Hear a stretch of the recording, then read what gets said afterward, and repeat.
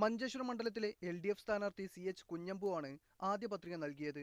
ജില്ലയിലെ തൃക്കരിപ്പൂരിൽ ഇടതുമുന്നണി സ്ഥാനാർത്ഥി K രാജഗോപാലും പത്രിക സമർപ്പിച്ചു.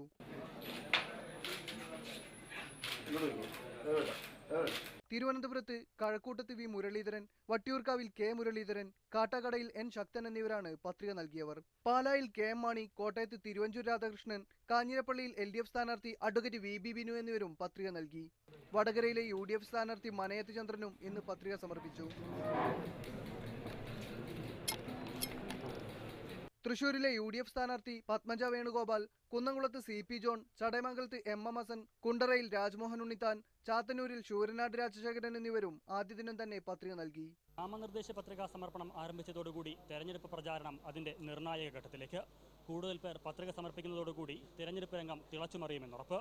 വിവിധ ബ്യൂറോകൾക്കൊപ്പം തിരുവനന്തപുരത്തു നിന്നും അൽ അമീൻ, മീഡിയ 1.